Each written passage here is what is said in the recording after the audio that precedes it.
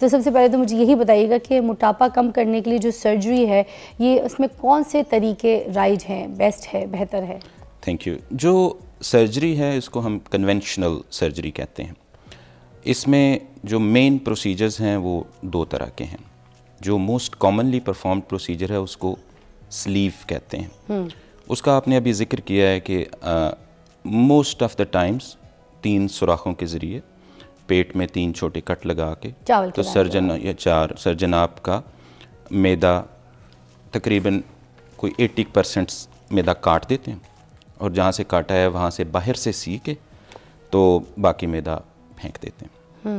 तो पूरा मैदा ही मतलब आधा या जो भी 70-80% वो कट जाता है। उसको सर्जिकल स्लीव भी कहते हैं, वर्टिकल स्लीव भी कहते हैं, लेप्रोस्कोपिक स्लीव भी कहते हैं। ठीक। दूसरा जो कॉमनली परफॉर्म, जो relatively less commonly perform procedure है उसका नाम है गैस्ट्रिक बाईपास। उसके अंदर मुख्तलिफ़ किस्म की तरह के बाईपास होते हैं। उसमें ये किया जाता है कि मैदे का एक छोटा सा पाउच बनाया जाता है और उस पाउच को छोटी आंत के साथ डायरेक्ट कनेक्ट कर दिया जाता है। ये थोड़ा सा ज़्यादा लंबा और पेचीदा प्रोसीजर है लेकिन इसके रिज़ल्ट थोड़े ज़्यादा होते हैं। तो ये 2 कॉमनली परफॉर्म प्रोसीजर्स हैं। और भी सर्जरी के तरीके हैं, जैसे एक प्रोसीजर जिसका नाम SADI-S है, इसी तरह से और भी स्लीव प्लस जेजुनोस्टमी, इस तरह से कॉम्प्लेक्स प्रोसीजर है। कॉमनली जो परफॉर्म्ड है उसको कहते हैं स्लीव प्रोसीजर। सर ये जो gastric bypass surgery, gastric sleeve surgery है, व्हाट इज इट अबाउट? आप जानना चाहती हैं कि उसका रिस्क क्या है? रिस्क क्या है और एग्जैक्टली लोगों को उसकी पूरी पैटर्न बता दें। पैटर्न तो हमने यानी जैसे कि अभी जिक्र किया कि आप के मैदे का जब साइज़ कम हो जाता है तो जाहिर है कि आप खुराक कम ले पाते हैं, खुराक कम लेते हैं तो वज़न कम कर पाते हैं। ठीक है सर, इसके साइड इफ़ेक्ट्स भी सब कुछ? जी मैं बताता हूँ अभी।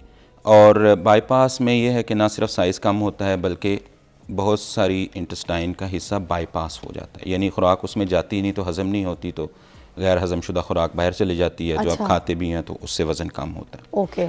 लेकिन मैं आपको बताऊं कि अमेरिका में जितने लोग इतना मोटापा रखते हैं कि उनको स्लीव या बाईपास सर्जरी के लिए वो क्वालिफाई करते हैं, अच्छा, और उनकी इंश्योरेंस उनको अलाउ करती है, उनमें से 1% लोग भी सर्जरी चूज़ नहीं करते। क्यों? उसकी वजह है कि लोग रिस्क के मुतल्लिक परेशान होते हैं। हाँ, कि बड़ा ऑपरेशन है, इसमें ब्लीडिंग का रिस्क है, इसमें इन्फेक्शन का रिस्क है, इसमें एक चीज़ जिसको लीक होती है उसका रिस्क है, इसको अगर हम लेप्रोस्कोपिक यानी 3-4 सुराखों के ज़रिए करने की कोशिश करें तो किसी न किसी हद तक ओपन करने का रिस्क है। फिर जो स्लीव सर्जरी है उसमें हर तीसरे चौथे मरीज़ में रिफ्लक्स का रिस्क बढ़ जाता है, एसिड रिफ्लक्स बड़ा होता है, उनको उनकी क्वालिटी ऑफ लाइफ ख़राब हो जाती है, एसिडिटी रहेगी, तो उनको एसिडिटी रहती है, डाइजेस्टिव कंट्रोल नहीं हो सकती। और मोस्टली लोगों में मेडिसिन से कंट्रोल हो जाती है, लेकिन वो फिर पेशेंट कहते हैं कि ऑपरेशन करवाया था वो शुगर और ब्लड प्रेशर की दवाइयाँ कम करने के लिए, तो अब मैदे की दवाइयों पे आ गए हैं, तो वो भी नहीं हुआ तो साथ 2 दवाइयाँ ऐड हो गई। इस सर्जरी के बाद तो मुझे लगता है ये बाईपास वाली सर्जरी, इसके बाद तो फिर लोग मिर्च मसाला तो बिल्कुल भी नहीं खा सकते होंगे, और हमारे पाकिस्तान का तो मिर्च मसाले के बगैर गुजारा ही कोई नहीं है। हमारा तो बस चले हम खाने में नहीं, हम तो मुँह पे लगाने वाली क्रीमों में भी लाल मिर्चें डाल के लगा लें, इतने शौकीन हैं हम तो। फिर क्या करेंगे हम? मिर्च मसाला तो वैसे भी थोड़ा कम ही खाना चाहिए हमारे मैदे, बस लोगों को समझ कोई नहीं है इस बारे में भी, एक मैंने शो करना है डॉक्टर साहब। तो ये वाले जो पेशेंट हैं इनके लिए तो जहर नहीं, निहायत ही जहर होगा ये लाल मिर्चें वगैरह, और उनको तो बहुत एसिडिटी प्रॉब्लम्स रहेगा, है ना? इसी को एक सिंपल टर्म में ये बताया जाता है कि क्वालिटी ऑफ लाइफ पुअर हो जाती है। ठीक है। और जो बाईपास है उसमें चूँकि बहुत सारा, जैसे मैंने कहा कि इलाका इंटेस्टाइन का बाईपास हो जाता है, तो गैर हज़म शुदा खुराक, फिर वो विटामिन्स और मिनरल्स और ट्रेस एलिमेंट्स की कमी हो जाती है, जिसके लिए फिर उन लोगों को बड़े बड़े कैप्सूल सुबह और शाम 3-3, 4-4 कैप्सूल लेने पड़ते हैं।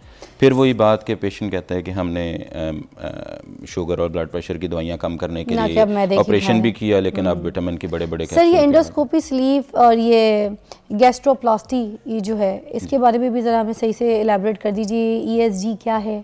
Thank you. जब कन्वेंशनल सर्जरी की मैंने बात की कि लोग उसको नहीं चूज़ करते इसलिए कि उसका रिस्क ज़्यादा है, तो पिछले 2 डेकेड्स में बहुत सारी रिसर्च हुई, क्या हम ऐसा कोई तरीका बना सकते हैं जो कि बहुत कम रिस्की हो लेकिन ऐसे ही रिज़ल्ट्स दे दे। तो 10 years ago ये प्रोसीजर अमेरिका में स्टार्ट हुआ और इट्स ग्रोइंग एक्सपोनेंशियली।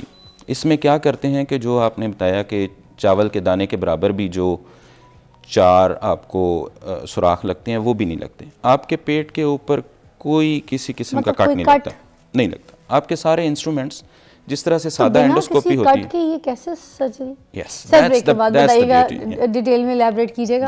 हाँ, ये नई चीज़ है, इसलिए मैंने कहा कि मैं आपको यहाँ पर बुलाऊँ और लोगों को पता चले, क्योंकि सर्जरी से, कट से, ऑपरेशन से, चाहे छोटा हो चाहे बड़ा हो, हर कोई डरता है। और अगर ये बिना ऑपरेशन के कोई सर्जरी है और कोई ऐसी टेक्निक है और किसी को बहुत सीवियर प्रॉब्लम है मोटापे का, तो वाई नॉट?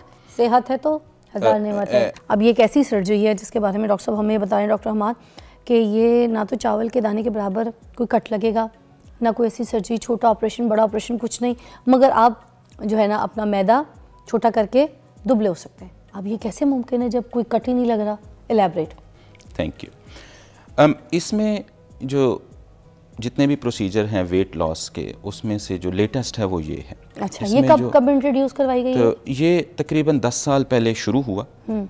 5 साल पहले ये वाइड स्प्रेड हुआ, दुनिया के मुख्तलिफ मुल्कों में अमेरिका से फैला, और अभी तो ये ऑलमोस्ट हर जगह मौजूद है, पाकिस्तान में। और अल्हम्दुलिल्लाह पाकिस्तान में हम इसको इस साल के शुरू में लेके आए हैं अभी। और जी अभी जनवरी में हमने पहला केस किया था। अच्छा, कितने और उसके बाद से अभी हम पहले केस के बाद मतलब पता चले मुझे पाकिस्तान में कितने लोग इस पे दौड़े भागे आए हैं, कितने पेशेंट्स? हम every month couple of procedures कर रहे हैं अल्हम्दुलिल्लाह। जी ऐसे ही है, और ये यानी इसकी बल्कि हमें तो मुश्किल पेश आ रही है कि जो इसके जो इक्विपमेंट है वो चूँकि इंपोर्ट होता है तो उसमें डिले आ जाते हैं। लोगों ने बाहर से आके बाज़ औक़ात प्रोसीजर करवाना होता है, उनके पास छुट्टी थोड़ी होती है, या लोगों ने इस पर्टिकुलर टाइम पीरियड में जब उनके बच्चों का ऑफ है या ऐसे उस टाइम प्रोसीजर करवाना है, तो हमें वो उसमें बाज़ औक़ात अब आप ये एलैबोरेट ज़रूर करें कैसे बिना कट के ऑपरेशन और मैदा छोटा हो रहा है? Thank you.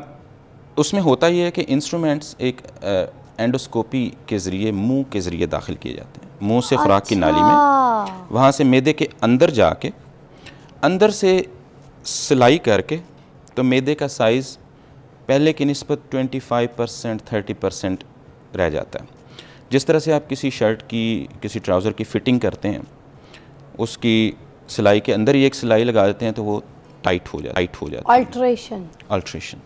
तो इसमें कटिंग इन्वॉल्व नहीं है, ना स्किन पे ना अंदर, तो इसकी वजह से ये बहुत सेफ़ हो जाता है। अच्छा। तो जब कट नहीं है तो ब्लीडिंग का रिस्क नहीं है, इन्फेक्शन का रिस्क नहीं है, लीक का रिस्क नहीं है, तो कन्वेंशनल सर्जरी के मुकाबले में ये 100 टाइम्स सेफ हो जाता है। ये सपोज एक ये साइज़ है, ठीक है जी, मैं आपको इस तरह समझाती हूँ कि सपोज ये ऐसा है, ठीक है जी, इस साइज़ का है। अब जब आप इसको स्टिच करेंगे सपोज, तो आपने ये जगह इतनी आपने कहा कि 30% इसकी कम होगी, 70% कम होगी जी, 30% बाकी रह जाएगी। अच्छा, देखें वीडियो में भी वो दिखा रहे हैं आपको, साथ साथ ये भी देखें, मैं इधर भी मिसाल दे रही हूँ कि इस हद तक 30% रह गया, और ये वाला पूरा जो है ये फोल्ड होके अंदर ही इसी तरह फोल्ड हुआ, ये काटा पीटा कुछ नहीं, ऐसा फोल्ड किया, फेंका नहीं, और इसको स्टिच कर दिया जी ऐसे ही, ठीक है। और ये ऐसे स्टिच ऐसे साइज का हो जाएगा, बिल्कुल ऐसे ही। और वो देखें वीडियो में भी पीछे देखें कैसे फोल्ड होता हुआ दिखा रहे हैं, ज़बरदस्त तरीके से, क्या टेक्नोलॉजी है। और ये मुंह के ज़रिए जी ऐसे ही है, तो इसमें बिल्कुल ना कोई कट है आपकी बॉडी पे, ना कोई स्कार है, क्योंकि बहुत सारे ऐसे लोग होते हैं जिनके पहले कोई ऑपरेशन हो चुके होते हैं, पित्ते का ऑपरेशन, हमारे बहुत सारे पेशेंट ख़वातीन हैं उनके सी सेक्शन हो चुका होता है, तो पहले से जिनके ऑपरेशन हुए हैं उनके ऊपर बाहर से ऑपरेशन करना मुश्किल होता है, तो उनके लिए ये और भी बेहतर है। कितना % कामयाब है, मतलब इसकी जो सर्जरी है कितने % श्योरिटी आप देते हैं अपने क्लाइंट को जब वो आते हैं? अल्हम्दुलिल्लाह हमारे अल्लाह का शुक्र है कि अभी तक सारे पेशेंट्स अच्छा रिज़ल्ट दे रहे हैं। एक्चुअली मोस्ट पेशेंट एक्सपेक्टेशन से ज़्यादा अच्छा परफॉर्म कर रहे हैं, क्योंकि ये वो लोग हैं जो एजुकेटेड हैं और मोटिवेटेड हैं, और वो ना सिर्फ ये बल्कि उसके साथ वेट लॉस के जो दूसरे ऑप्शंस हैं उनको कंबाइन कर रहे हैं इसके साथ। ठीक है सर, तो इसका हीलिंग प्रोसेस क्या है? अब ये देखें, ऐसी भी कोई चीज़ नहीं है जो सामने ऊपर हो, खून निकले, कट हो, कोई मज़े की बात बताऊं या प्लास्टर हो, तो ये इसमें तो हम पेशेंट को एक रात भी हॉस्पिटल में नहीं रखते।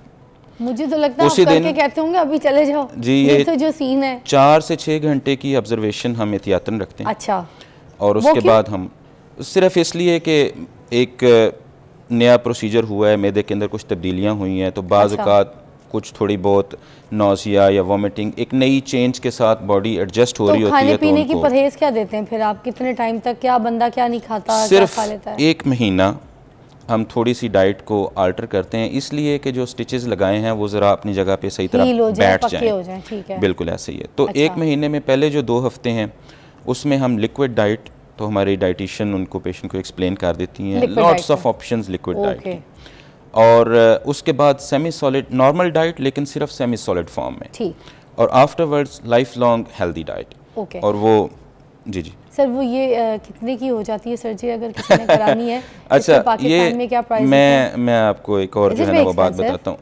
नॉट रियली एक्सपेंसिव, वैसे भी एक रेलेवेंट टर्म है, और अभी तक कॉस्ट की वजह से कोई ऐसा मोटिवेटेड पेशेंट जो है उसको मैंने नहीं देखा कि वो ना करवा पाए हों, और इसकी कॉस्ट ओवरऑल जो सर्जरी है उसके साथ कंपेरेबल है।